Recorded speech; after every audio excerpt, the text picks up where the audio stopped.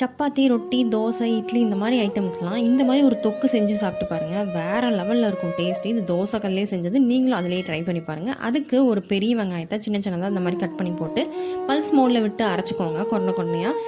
இப்போ தோசைக்கல்லில் தேவையான அளவுக்கு எண்ணெய் விட்டு கடுகு பொரிஞ்சதுக்கப்புறமா நம்ம அரைச்சி வச்ச வெங்காயத்தை போட்டுக்கலாம்.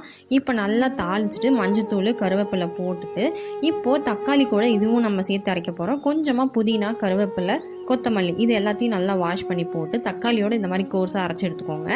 இதை ஒரு ஓரமாக இருக்கட்டும். இப்போது இது குழம்பு மசாலா தூள் நீங்கள் வேணும்னா ஆட் பண்ணிக்கலாம். இல்லைன்னா மிளகாத்தூள் ஆட் பண்ணிக்கோங்க. இது கூடவே உப்பு போட்டு நல்லா கலந்துட்டு நம்ம அரைச்சி வச்சுருக்க பேஸ்ட்டு இதோட ஆட் பண்ணி நல்லா மூடி போட்டு மூடி வச்சுருங்க. கொஞ்சமாக தண்ணி விட்டு.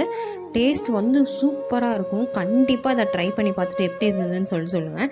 இந்த அளவுக்கு நல்லா திக்காக வந்ததுக்கப்புறமா எடுத்து சர்வ் பண்ணிங்கன்னா ஆஹா அடடா செம்ம டேஸ்ட்டாக இருக்கும். மறக்காமல் ட்ரை பண்ணி பாருங்கள். பிடிச்சிருந்தா லைக் போடுங்க, சப்ஸ்கிரைப் பண்ணிக்கோங்க நம்ம